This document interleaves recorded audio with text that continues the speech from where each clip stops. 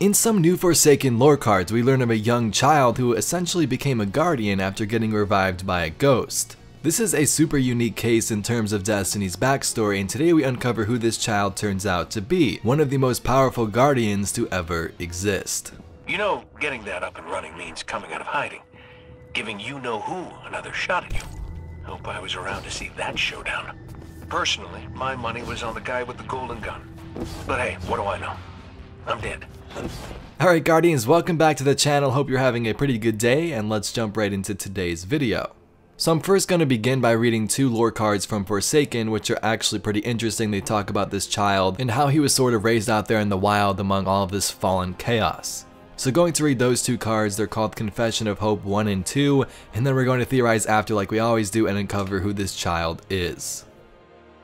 The choice haunts me. It was not reasoned. I let the emotion get the better of me. The fallen had moved on. The few survivors were huddled close in the dark of a cave, muffling their heavy, quick breaths, stifling their sobbing. When I found them many nights before, I also found renewed purpose. I had traveled these dead and dying worlds for longer than I cared to remember, all the while in search of a spark worthy of ignition. Over time, I had grown weary, but in this small band of survivors, I found hope. If I could find a lost soul worthy to be touched by the light, then I can find another way, a smaller way to be of service. I would lead this gathering of desperate men, women, and a single child to the growing sanctuary beneath the traveler. If I could not find a hero to challenge the darkness, I would be a guide to those in need of salvation. It took some time to gain their trust. They thought I was an angel. I told them I was not. So they named me Tianchi, and I did not object. The child marveled at me. Still too young to speak, much less comprehend, he had a presence that was a burden and a boon. His parents did all they could to nurture him, protect him with aid, comfort, and the care of their traveling companions. These were all once strangers, now bond deeper than blood by their shared experience in this new life after the end of the world. On that day in that cave, huddled in fear as the fallen skiffs roared over the tree line, the mother wailed a sound I had never heard before and hoped to never hear again. Such pain, such sorrow, grief, suffering, and loss. Her cry echoed through the forest. Her husband, weeping on the edge of a breakdown, simply held her and the dead child in her arms. The others tried to calm them out of the fear that the fallen would return. The attack before had been swift and brutal, 20 dead, only 9 survivors here in this cave. The mother's pain filled the space between the thick trees. I turned back to her and saw it for the first time, the child's spark. It was faint, but it was there. This little boy was not my charge. Those who were selected to return were champions. This child was so small, so frail. What devotion had he shown? What bravery? What had he sacrificed? But a thought still lingered. Was it not my purest purpose to deliver hope? Every hero raised fought not for themselves, but for the whole of humanity. If saving one life, if addressing this one terrible loss was not a worthy cause, what was? I watched the mother as she cried. I felt myself expand, felt the light that was me intensify. In a way, it was outside my control, as if something had reached inside of me and flipped a switch. A beam erupted from my core and bathed with light the child's small broken body. A few moments passed and he began to cry. All fell silent. The traveler's gift had been given, a child returned, and with him the beginning of my journey's end. Did I do the right thing? Would the child grow to reach his peak physical self? Would he, like all returned, be ready for the wars to come? But then a thought came over me, one I had never before considered. Maybe death would have been better. Had I saved this child or doomed him? As his cries echoed, the survivors looked on in shock. There was joy in their silence, wonder. I looked down on him and pride began to well inside me. I had done what was right. But that was then, only months ago, but long enough to seem a lifetime. Now the fallen are back and we're running, and I fear the promise of a gift given is far from enough to save us from a pirate's blade. And that's the first card, a fragment of a last transmission from an unknown ghost. Let's take a look at the second one. Out here in the wild, survival depends heavily on your ability to elude fallen patrols. Everything else, every other danger, is secondary. Exposure, starvation, hungry beasts, crazed bandits, all can be accessed and all could be managed. But Fallen, these vicious pirates, they hunt and kill not for their own survival, but for a sport. I was guiding our ragtag group through these dense woods, but with a child to carry and many survivors wounded, we didn't move quickly enough. We'd been spotted a few miles back. The attack was swift, violent. The child's mother fell almost immediately. His father foolishly, though maybe it's best to imagine he was brave, let his grief and fear get the better of him. He ran over to her aid, but there was none to give. Now he is gone as well. So in the end, 2 parents were dead and 1 orphan child remained, gifted in ways he could not yet understand. Others grabbed the infant and fled. He cried, confused and frightened. They muzzled his fear and made for the thick of the forest. I followed. The child was mine to protect if I could, so I had no choice but to stay with him. And yet, here I am. This hasty dictation is meant to give some insight, if needed, into my choice, into my moment of weakness that led to a child reborn. I'm recounting as I flee, so mind the clip's nature, this truncated plea for understanding and a brief history of what happened here. I will send this message to a signal to any ghost who may hear. The Fallen are on me. I have run from the pack to lead them away. Should I survive, I will return to the child. Should I fall, he will be left to the others to raise, and will ever have only the 1 second life to give. I left him in the care of a terrified man and woman, but they are smart and caring. They have the courage but know when to run and when to survive. They will stay hidden until the Fallen are away, my light serving as a distraction to lure them as far away from these humans as I can. I made my presence known to the pirates and darted from the last of the survivors, made myself a target to buy some time. But that time was short. The Fallen are close now and closing. I can hear the bark of their war cries, I can feel the spark of their blades. They've long since learned that to kill one like me is a future problem solved. I am not sorry for the choice I made. This child gave me hope through fleeting. What comes next for him is unknown, but there is promise in him should he find sanctuary, should he find guidance. This is not a confession, this is my hope. This is my... And that was the last transmission from an unknown ghost. Now, I'm not sure about you, but with Forsaken, diving deeper into these types of stories, it's really enjoyable and makes making videos like this one really fun for me. We're joining together, trying to piece together this mystery and find things out together, which is very fun. So let's go ahead and recap what those 2 cards tell us. First, a ghost who is the speaker in both cards is traveling with a group of humans trying to flee the Fallen out there in the wild.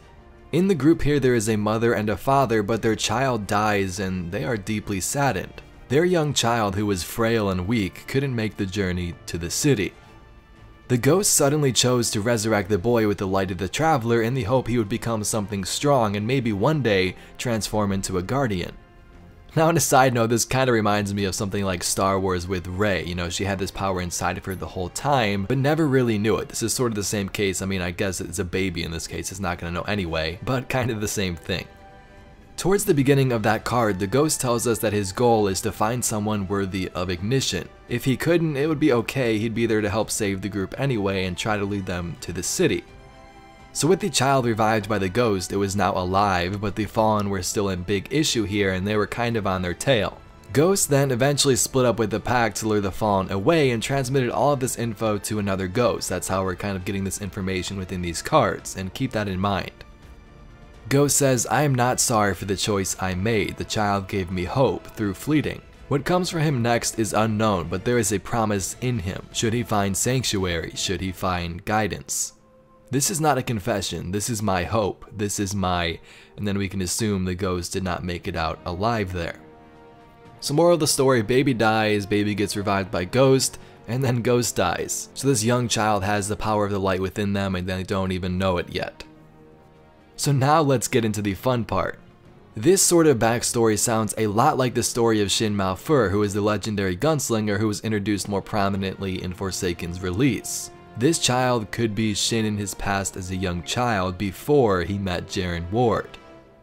If you're a little rocky on that lore, I'm going to read some of the last word cards in a moment here, and hopefully it'll give it a bit of more solid evidence, so let's get right into that. I remember home and stories of a paradise we'd all get to see someday, of a city shining even in the night. Palamon didn't shine, but it was a sanctuary of a sort. We'd settle in the heart of a range that stretched the horizon, wooded mountains that shot with purpose toward the sky. Winters were harsh, but the trees and peaks hid us from the world. We talked about moving on sometimes, striking out for the city, but it was just a longing. Drifters came and went. On occasion they would stay, but rarely. We had no real government, but there was a rule of law. Basic tenets agreed upon by all and eventually overseen by Magistrate Loken. And there you have it, no government until there was. I was young, so I barely understood. I remember Loken as a hardworking man who had just became broken. Mostly I think he was sad and frightened. As his fingers tightened on Palamon, people began to leave. Those who stayed saw our days become gray. Loken's protection from the fallen, from ourselves, became dictatorial.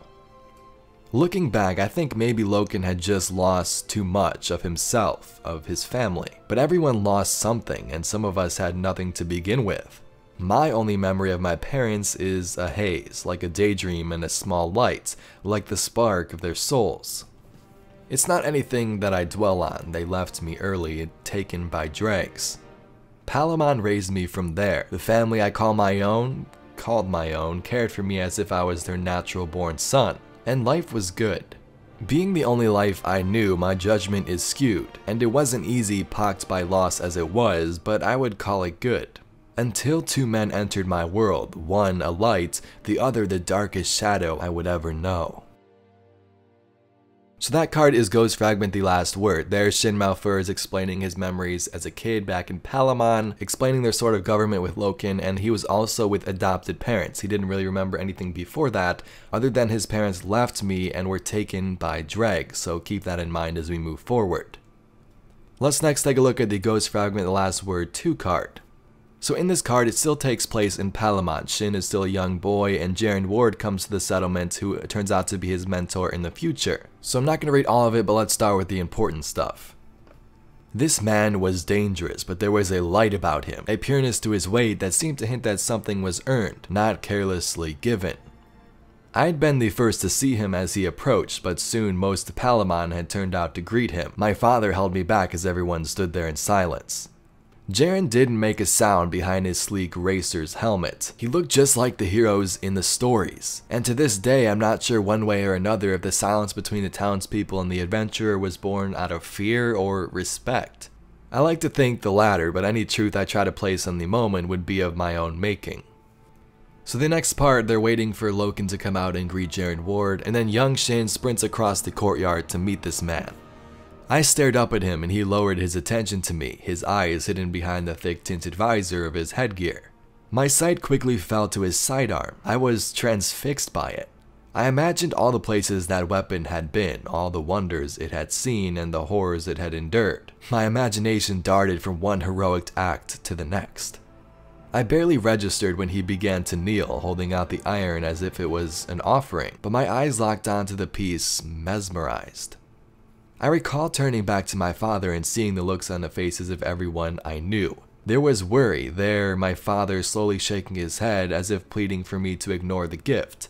I turned back to the man I would come to know as Jaren Ward, the finest hunter the system may have ever known, and one of the greatest guardians to ever defend the Traveler's Light. And I looked at the weapon in my hand, carefully, gently, not to use, but to observe, to imagine, to feel its weight, and to know its truth. This was the first time I held the last word, but unfortunately, not the last. And lastly here, let's wrap it up with some information from Ghost Fragment, the last word 3. So in this card, Shin and Jaren are moving through the pack of the woods, there's Fallen, and here's what Shin has to say. The ghost, Jaren's ghost, never said a word to any of us, just hung there, always alert, always judging. Not us per se, but the moment, any moment. I never got the sense that it thought of us as a lesser, more that it was guarded weary. We knew it could speak, we overheard them a few times, just brief words and no one ever pressed the subject. From time to time I caught its gaze lingering on me, but always assumed the attention was the result of the bond Jaren and I had. He was a father to me. At the time I didn't know why he'd singled me out as someone to care for, someone to protect. After all loss, I welcomed it, but looking back, taking in arm's length at which he kept the others, I guess I should have known or at least suspected there was more to it.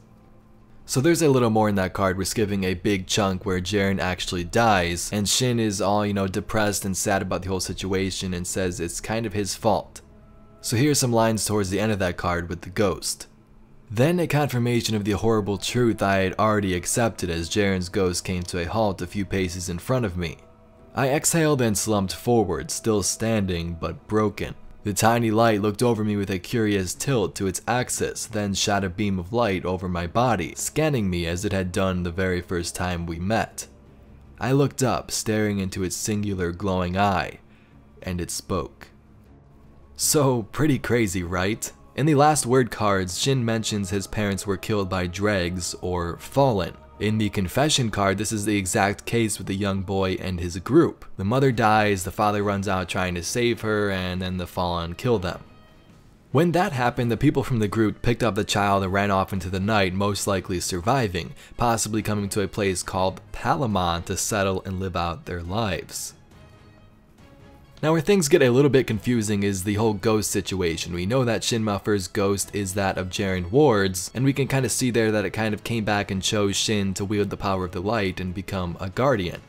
So that brings up the question of what happened with the first ghost, the one that rested him when he was a baby. Did it live? Or did it die at the hands of the fallen? Or was it simply Jaren Ward's ghost all along?